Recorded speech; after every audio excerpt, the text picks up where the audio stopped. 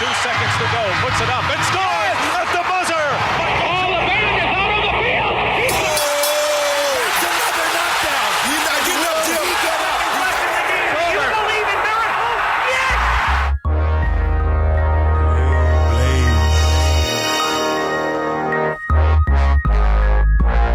You are now listening to the All Things Sport Podcast with your hosts, Daimeon Banks and Pierre Banks on Spreaker Radio. Fellas, you know what to do. What's happening? What's up? How y'all doing? It's the All Things Sport Podcast, and I'm Daimeon Banks. And of course, I'm Pierre Banks. And Pierre, you know what time of year it is. Yes, sir. Playoff time in the NFL. Wildcard weekend, baby. This is a special edition of the All Things Sport Podcast. This is Wildcard weekend in the NFL. The regular season is over. Teams have jockeyed for position all season. The games are set for Wildcard weekend. Now, we're going to start, Pierre, in the AFC because those games are on Saturday.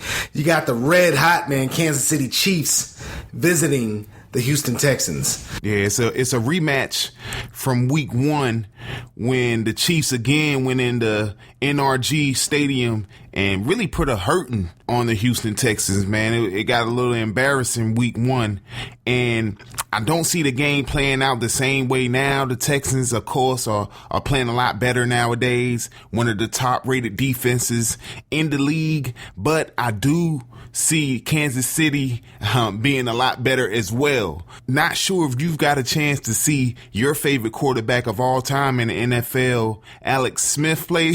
Negative. Yeah, that's a nice one. Nice try. Nice one to get that over me. Alex Smith, I don't hate Alex Smith. I just don't love him. Alex Smith took you to the NFC Championship game, man. What more can he do for you? And thank you for that. Like I said, I don't hate Alex Smith. I just don't love him.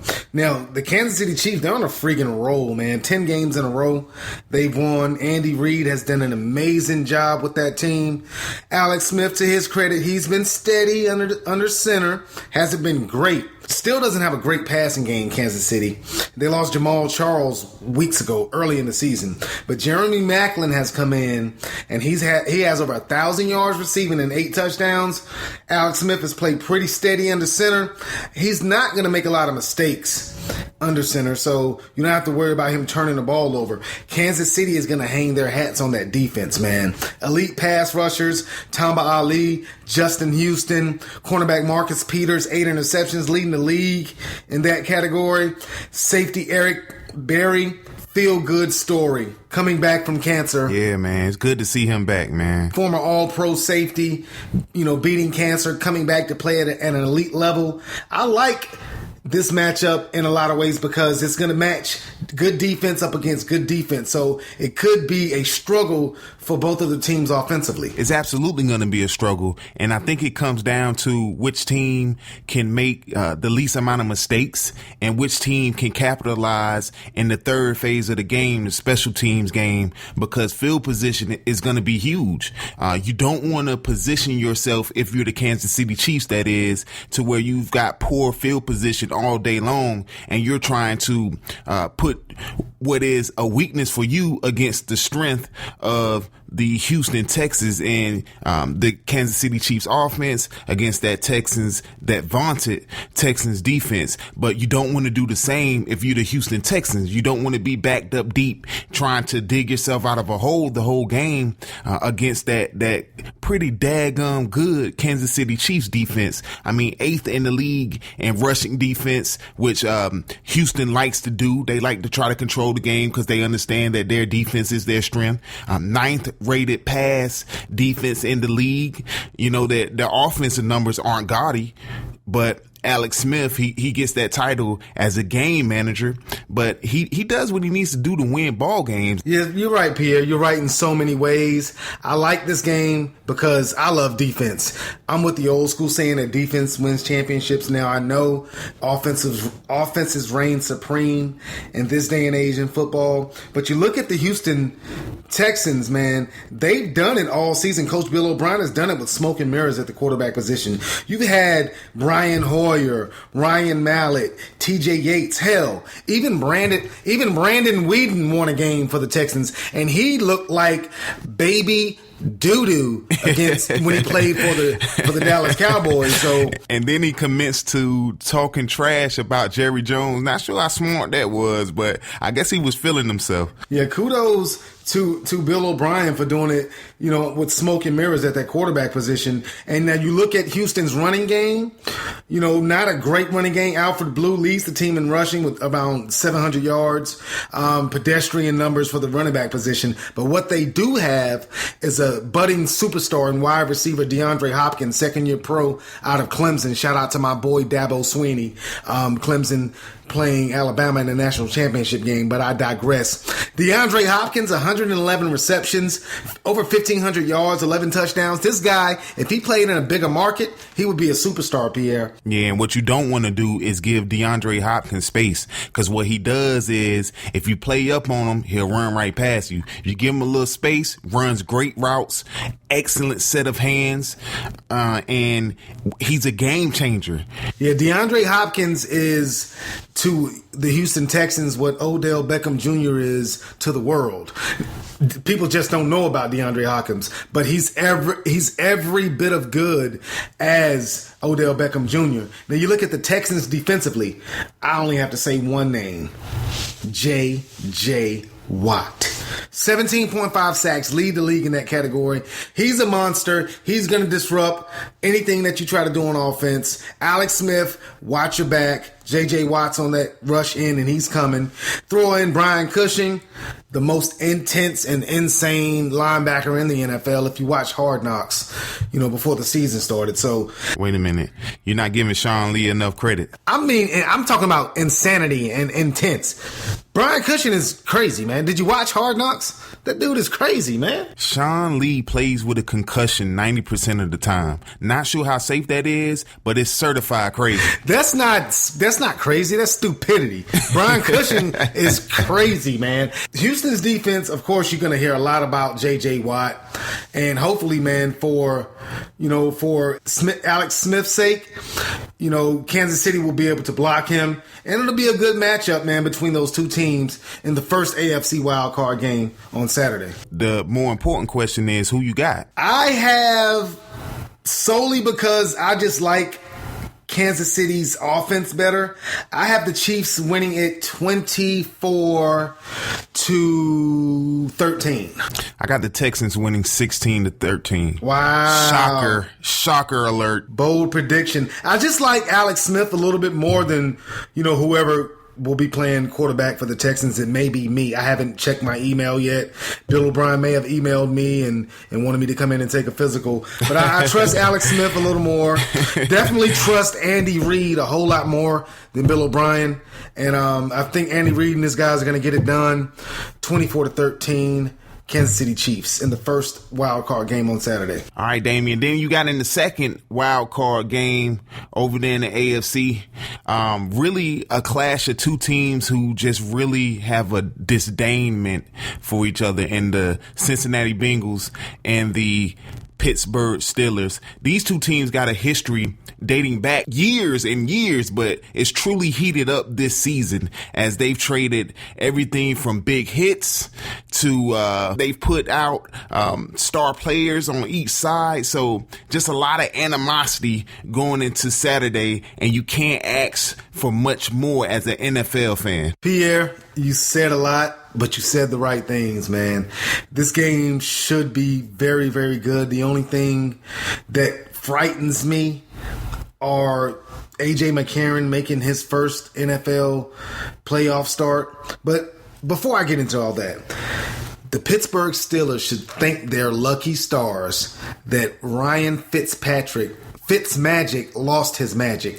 He was like David Blaine exposed, in that road game against the Bills. All the Jets had to do was beat the Buffalo Bills, and they were in the playoffs. And they couldn't do it. So Mike Tomlin and his guys got a lot of help.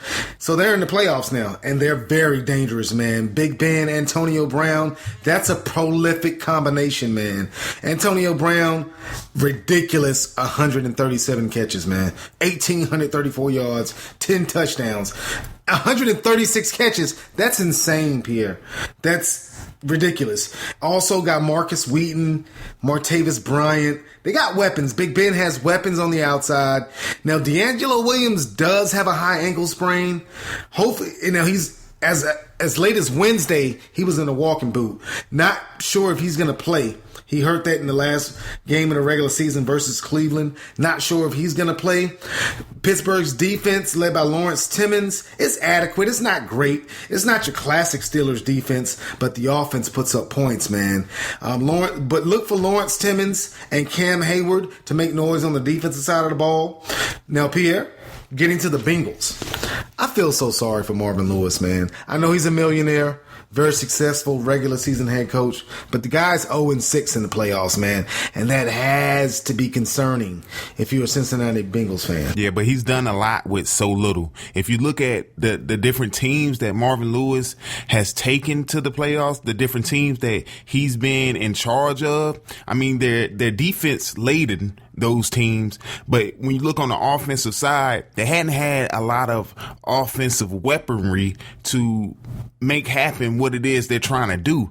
And mainly, and I hate to point fingers, but it's been at the quarterback position. And I just feel terrible for Marvin Lewis because this was his year. This was the year that the Red Rifle was playing excellent football, and in the snap of two fingers, he broke one of his, and no pun intended.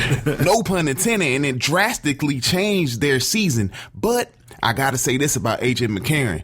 That guy has nerves of steel. I mean, he came in that game throwing bombs to A.J. Green. And I don't know if you remember that primetime game they had with the Denver Broncos, but for most of the game, he outplayed Brock Osweiler out there in Denver. So I see a lot of good things from A.J. McCarron. He's got a great track record in college, that is. Let's see what he can do under the bright lights at the professional level. Pierre, so true. Getting back to Marvin Lewis, he has brought respectability to the organization. For many years after the times where Cincinnati made the Super Bowl, the Boomer Esiason years, Cincinnati was a laughingstock of the NFL. Absolutely. So Marvin Lewis has brought respectability back to the organization, but what he hasn't brought are playoff wins. Neither has Jason Garrett, but he's somewhere right now drinking a pina colada. I understand that, and we'll get to Jason Garrett, but we're talking about the Cincinnati Bengals right now, and like I said, I want Marvin Lewis to be successful. I don't know him personally, but seems like a great guy. Mike Tomlin seems like, he's way more cooler than Marvin Lewis, but Marvin Lewis seems, like a good dude, and for all intents purposes, he's very successful in the regular season, just hasn't carried that success over to the playoffs. Now, you talked about the quarterback position with Andy Dalton, hurting his thumb, getting injured. Insert A.J. McCarron. Now, McCarron has played in big games, two-time national champion at Alabama, so I don't think he's going to be nervous. What he will experience is going to be everything he's experiencing for the first time. So that playoff atmosphere, I think he'll be fine. Lean on that running game a little bit with Jeremy Hill and Giovanni Bernard, but you do have A.J. Green on the outside, and Green's a beast. One of the top 5 wide receivers in the league, and his stats prove it over his first 5 years of his career. Yeah, but when you think about A.J. McCarron and him making his first playoff start, if it was any other team he was playing against, I would be more concerned. And that's not a knock on the Pittsburgh Steelers at all, because I love the way they play football. Offensively, they're a force to be reckoned with. But defensively, they're a team that you can complete pass yards on. And for AJ McCarron, it's going to be important for him to get that confidence going early on in the game as a young guy in that offense and in his first time in the playoffs. So it's a good team. And then you add to the fact that they've already played this team twice this year. This is a divisional foe. So they're going to be familiar with the Pittsburgh Steelers and what it is they do offensively or what it is they do defensively rather. And that's going to put him more in a comfortable place. Like you told me in the first game, the Texans and the Chiefs. That sounds fine and dandy, man, but who do you got for the game, man? What's your prediction? Well, this game could actually go either way, but I'm thinking with the help. Now, it's at Cincinnati, but that hasn't helped the Bengals in the past in the playoffs. Oh, not at all. And it didn't help them a couple of weeks ago. They just got beat by the Steelers at home.